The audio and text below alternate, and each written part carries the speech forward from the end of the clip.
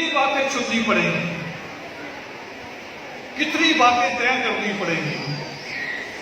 इसलिए मैंने कहा कि यहां से दो तरह की चीज मिलती है, एक तो ये प्रसाद या वो लंगर भी बना हुआ होगा, या तो वो मिलता है जो पेट भरता है, या वो जो आपका दिमाग, आपके सोच को और ज्यादा उन्नत बनाता है और डेवलप करता है, या वो भी हमने यहां से क्या लेते हैं ये हमें तय करना।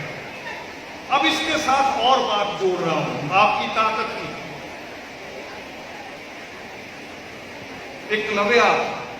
एकलव्या बड़ा तीरंदाज बना कि अर्जुन?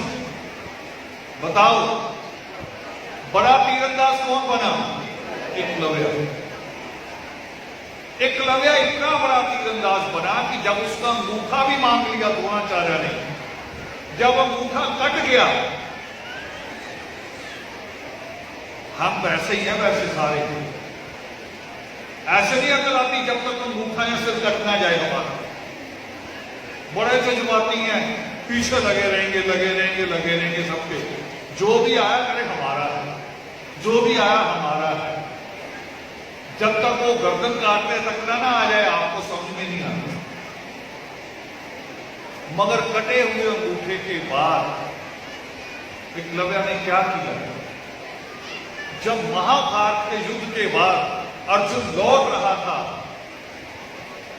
अर्जुन के सारे भाई लौट रहे थे, उनकी सेना लौट रही थी, तो एकलव्य बीच मैदान में आके सामने खड़ा हो गया, बीच मैदान में रोक लिया सारी फौज को, अकेले एकलव्य ने, और कहा अर्जुन को कि वो छल था तेरे गुरु का, मेरा अंगूठा ले गया। वो मुकाबला नहीं था, अब सामने से मुकाबला कर, तू दल बल के साथ है, मैं अकेला हूं। जानते क्या होगा? पढ़ो लिखा सूरदास ने, मगर सूरदास थोड़ा सा पर्दा डाल गया है ना, पर्दा डाल देते जैसे अभी सरकारें कर रही हैं, फैक्ट्रियां बंद हो रही हैं, रोज लोगों की नौकरियां जा रही हैं, पता नहीं कितने स्कूल बंद कर दिए गए हैं। सरकार क्या कर रही है? उसके ऊपर गाय का गोबर डाल रही है, पता ना चले, ना बेरोजगारी का पता चले, उसमें भी गाय का गोबर। अभी कल परसों खबर दे रही, कह रहे कश्मीर में 50,000 नौकरी देंगे, बाकी देश में नौकरियां खत्म हो रही, कश्मीर में देंगे। देखो, इसका मतलब बाकी देश दुश्मन है, वो ऊपर से गोबर डाल रहे हैं। सूरदास भी यही कर रहे हैं। क्या कह रहे हैं सूरदास?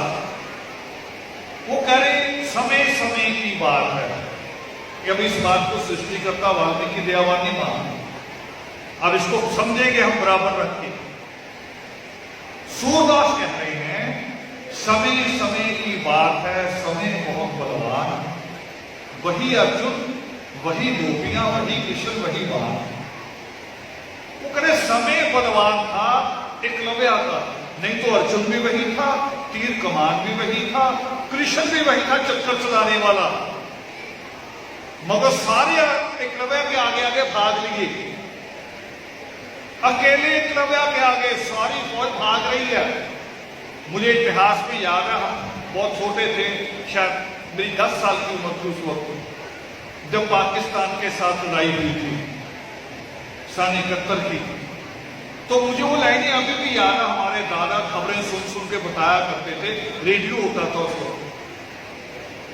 हमारे दादा बता रहे थे उस वक्त कि पाकिस्तान की फौज भागते हुए अपने बूट भी उतार रही, क्योंकि बूट भारी होता फौजी का, ये बेल्ट भी बड़ी भारी होती है, वो बेल्ट और बूट उतार के भाग रहे कि जल्दी भाग जाए, कहीं इंडिया की फौज हमें मार ना दे।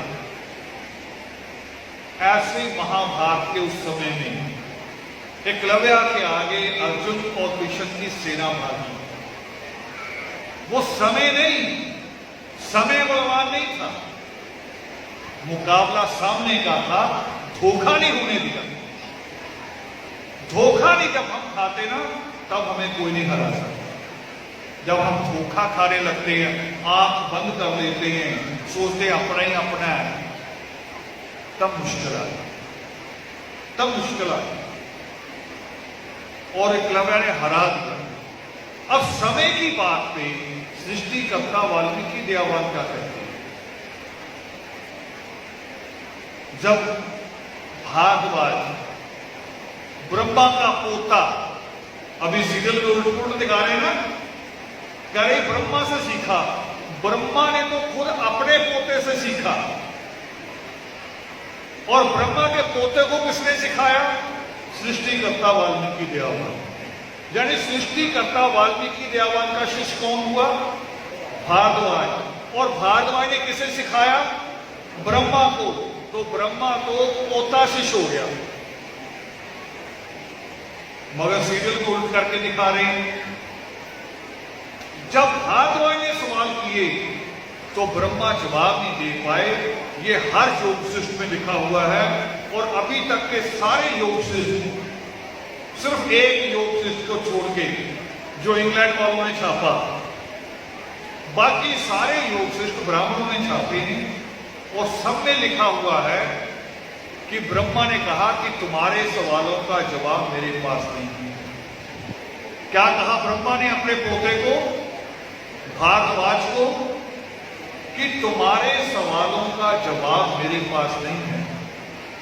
तुम्हें अपने सवालों के जवाब के लिए कहां जाना होगा? सृष्टिकर्ता वाल्मीकि दयावान। ये ब्रह्मा कह रहे हैं, योग शिष्ट में लिखा हुआ है कि तुम्हारे सवालों का जवाब, तुम्हें जो आत्म ज्ञान चाहिए, वो सृष्टिकर्ता वाल्मीकि दयावान है। ये कावड़ वालों को कहा था। कावड़ वाले बच्चों को समझाया तो लड़का नहीं, लड़के ना कहना, चिढ़ के गुस्सा चला के ना कहा करो, गुस्से में कोई नहीं समझता।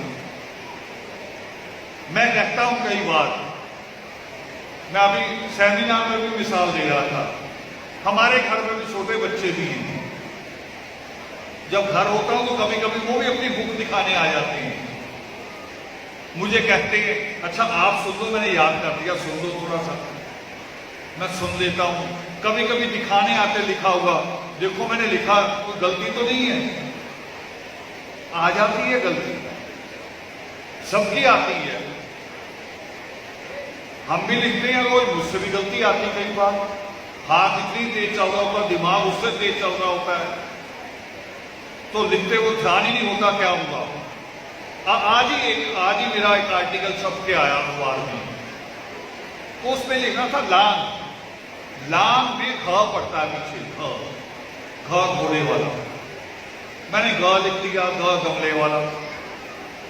गलती होती है, हम सबसे होती है, मगर मानते बहुत कम लोग, और जो गलती मानता नहीं वो कभी आगे नहीं बढ़ सकता। देखो आपकी बाइक खराब होती है तो मान लेते हो ना कि खराब होगी, मिस्त्री के पास ले जाते हो। कोई आ रही जाए कि खराब नहीं है, इसको किक मार मार के ठीक करूंगा, वो ठीक होगी या आपका पैर टूटेगा? बताओ क्या होगा? गलती मान लेना अच्छी बात। तो बच्चे आते हैं मुझे दिखाते हैं जब, तो मैं बच्चों से क्या कहता हूं, गलती जब आती देखता हूं तो मैं ये नहीं कहता कि ये तुम्हारी गलती क्यों निकली, मैं ये नहीं कहता। मैं आंखें बड़ी बड़ी करके घूमता नहीं हूं, मैं मुस्कुराता हूं, हंसता हूं उनके साथ। मैं कहता हूं भाई तुम बहुत शैतान होते हो, वो भी इजी हो जाते हैं एकदम। कह रहे क्या हुआ? मैंने कहा जानबूझ के गलत लिख के लाए हो ताकि मुझे समझ ही ना आए, मैं ठीक कर दूं। देखो गलती भी बता दी मैंने, उनकी गलती भी बताई, उनको गुस्सा भी नहीं हुई। हमारे ही हैं कावड़ वाले, उनको भी बताया करो कि ब्रह्मा के पोते ने जब सवाल खड़े किए तो ब्रह्मा अपने पोते के सवालों का जवाब नहीं दे सके। वो जवाब कहां से मिला? सृष्टिकर्ता वाल्मीकि दयावान के पास, इन चरणों में। और सवाल क्या था? सवाल वो था जो सूरदास कह रहे हैं, इसको उल्ट करके। ये सारी बातें उल्ट की हुई हैं सूरदास ने, तुलसीदास ने। क्यों लिखने की जरूरत पड़ी तुलसी दवाएं? सृष्टिकर्ता वाल्मीकि दयावान रामायण में मां के लिए, इन बेटियों के लिए क्या लिखते हैं? क्या लिखते हैं? जननी और जन्मभूमि स्वर्ग से भी बढ़कर है, ये लिखते हैं सृष्टिकर्ता वाल्मीकि दयावान। और तुलसीदास क्या लिखता है? जब वो लिखता है रामचरितमानस, उसको करा मैं लिखूंगा उसको बदल के, तो वो लिखता कि घोर गवार पशु शूद्र नारी सब तारम के अधिकारी डंडे से चलते गए, यानी अपनी मां को भी गिन लिया, मां को भी गिन लिया। ये नहीं है, ये भाषा ठीक नहीं है। वो बदलती हैं और वो बदला हुआ उसमें इंसानियत नहीं है, मानवता नहीं है, अध्यात्म नहीं है, धर्म नहीं है, करुणा नहीं है। सूरदास कहते हैं कि समय समय की बात है, मगर यही सवाल जब भारद्वाज पूछता है सृष्टिकर्ता वाल्मीकि दयावान से कि सबसे उपयुक्त समय कौन सा है, पूछता है ना, क्या कहता है भारद्वाज कि सबसे उपयुक्त समय, और सृष्टिकर्ता वाल्मीकि दयावान क्या कहते हैं? क्या कहते हैं? सबसे उपयुक्त समय, सबसे उपयुक्त समय। सृष्टिकर्ता वाल्मीकि दयावान कहते हैं कि अभी कोई मुहूर्त नहीं निकलवाना, किसी खास दिन की जरूरत नहीं है, कोई मंगलवार, कोई पूर्णमासी, किसी की जरूरत नहीं है। बताओ, मंगलवार पूर्णमासी को लोग मरते नहीं? मृत्यु उस दिन भी आ सकती है। और शनिवार को बड़ा बुरा मानते थे, शनिवार को लोग पैदा नहीं होते। और हम जब बच्चे थे, आपको भी शायद बच्चों को शनिवार अच्छा ही बना लगता है, क्योंकि हाफ डे हो जाता है, आधी छुट्टी सारी करे शनिवार।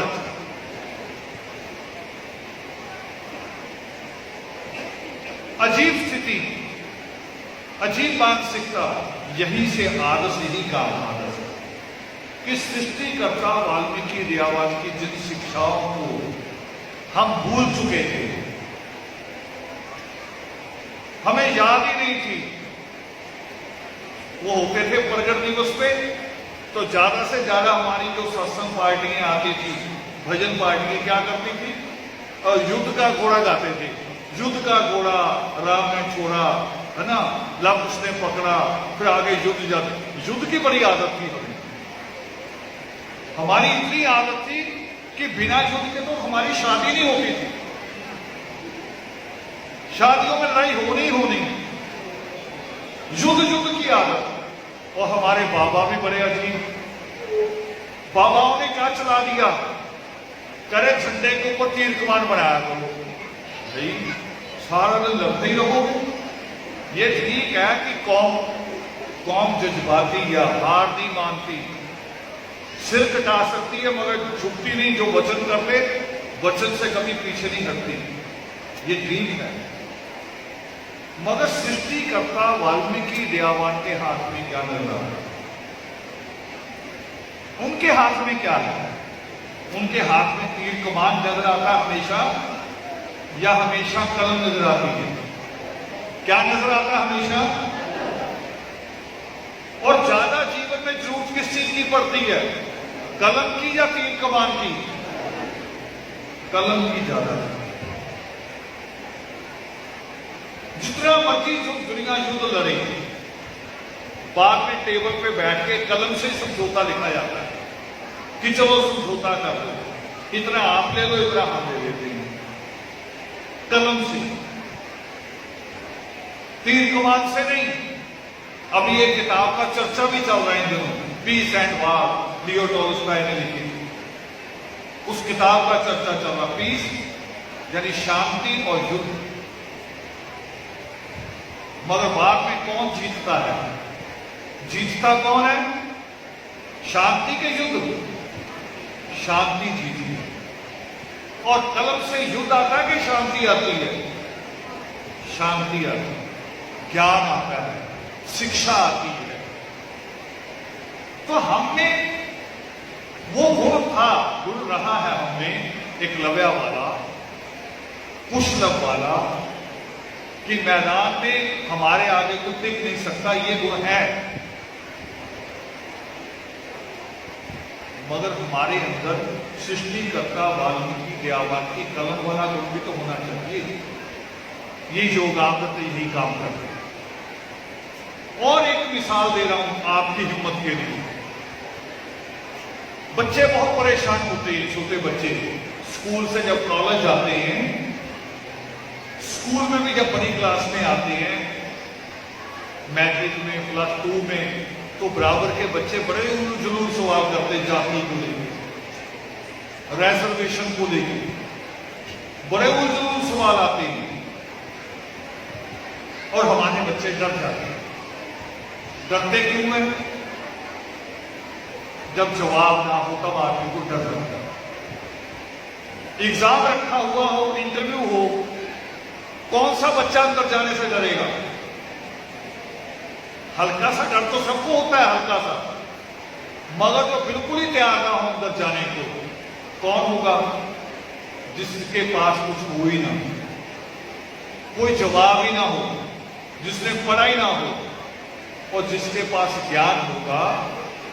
एकदम अटपटा सवाल आने पे झटका तो लगेगा, मगर धीरे से दिमाग जब साथ देगा कि इसके ये जवाब हैं, तो फिर आप मुकाबला कर पाओगे। और बिना लड़े आप मुकाबला कर पाओगे उनका प्यार के साथ। एक कहानी सुनी होगी, पढ़ी होगी हिस्ट्री में। एक मुस्लिम राजा आया करता था भारत में, सोमनाथ का मंदिर लूटने। पढ़ा है? सोमनाथ के मंदिर को लूटने की कहानी पढ़ी है हिस्ट्री में? हाथ खड़ा करो जिसने पढ़ा है। कितनी बार आया? कितनी बार? 17 बार। 18वीं बार भी आया था, आपको पता नहीं। आया 18वीं बार भी था, मगर जब 18वीं बार आया तो भारत का इतिहास बदल चुका था। पहले जब 17 बार आया तो द्रोणाचार्य की बातें चल रही थी देश में। मनु का कानून, द्रोणाचार्य का कानून चल रहा था। वो कानून जो द्रोणाचार्य कहता है एकलव्य को कि तुम बाहर जाओ, तीर कमान तुम्हारे लिए नहीं है, ये क्षत्रिय के लिए है। जब वो 17 बार आया तब वो कानून था।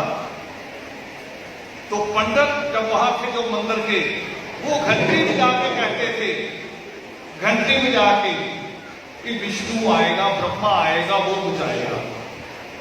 कोई आता ही नहीं था, कोई आता ही नहीं था, और वो लूट के चला जाता था। देखो कहां से, आप हैरान होंगे। ये नहीं जैसे कबड्डी का होता है ना, बीच में एक लाइन होती है। ये नहीं कि लाइन के 10 कदम आगे गया, दौड़ के वापस आ गया। पाकिस्तान अब तो बन गया ना बीच में से, वहां से चलता था पूरा पंजाब पार, हरियाणा पार, दिल्ली पार, मध्य प्रदेश को भी पार करके गुजरात में वो मंदिर है जिसको लूट के वापस जाता था। और उस पर ट्रेनें, जहाज नहीं थे, घोड़ों भी आता था, घोड़ों भी चले जाता था। देखो पूरे देश में से अभी बड़े बड़े योद्धा की बात करते हैं ना, तो इकट्ठे होकर पीट देते हैं किसी को भी, उस वक्त घंटियां बजा देते हैं। अब इसका जवाब भी सृष्टिकर्ता वाल्मीकि दयावान देते हैं। क्या कहते हैं? सबसे विश्वसनीय मित्र, सबसे विश्वसनीय मित्र। ईश्वर ने हाथ पैर किस लिए दिए? घंटी बजाने के लिए नहीं। जब मुसीबत आ जाए फिर लड़ो, फिर तलवार उठा लो, घंटी छोड़ दो, कलम भी नीचे रख दो, फिर तलवार उठा लो। ये है आपका विश्वसनीय मित्र। किसी पे ना यकीन करो। मगर जब वो 18वीं बार आया तो इतिहास क्या बदला? इतिहास ये बदला कि गुरु गोविंद सिंह ने गुरु गोबिंद सिंह ने खालसा की साधना कर एक सिख फौज बना दी। 13 अप्रैल 1699 फौज बना दी। और उसमें पहले कौन बने? पहले 5 लोग कौन तैयार हुए जब गुरु गोबिंद सिंह तलवार उठा के आए कि मुझे कुर्बानी चाहिए, आज मैं उसकी गर्दन काटूंगा जो आप में से कोई तैयार है। तो कौन आए? 500 ही दलित आए। 500 ही दलित खड़े हुए। तो दलित को द्रोणाचार्य कह रहा था कि तुम्हें तीर कमान नहीं देना, तुम्हें तलवार नहीं देनी, मगर गुरु गोबिंद सिंह ने दी। गुरु गोबिंद सिंह ने जब वो तलवार दे दी तो 18वीं बार जब वो दोबारा मंदिर लूट के वो सारे लुटेरे निकल रहे थे और जब पंजाब की जमीन पे आए तो गुरु गोबिंद सिंह के बनाए हुए वो फौजी गुरु सिख जो थे, जो जिनके हाथ पे तलवार आ गई थी, जो आप में से थे, उन्होंने घेर लिया उसको। लास्ट में पता वो क्या लूट के ले जा रहा था? सोमनाथ मंदिर का दरवाजा उखाड़ के ले आया। देखो, पहले सारा धन ले गया, बाद में दरवाजा भी ले गया उखाड़ के उसका। मगर पंजाब की जमीन पे वाल्मीकि मजहबी कौम ने रोक दिया। किसने रोका? वाल्मीकि मजहबी कौम ने रोक लिया। और आज वो दरवाजा पता कहां है? दरबार साहब में लगा हुआ वो दरवाजा।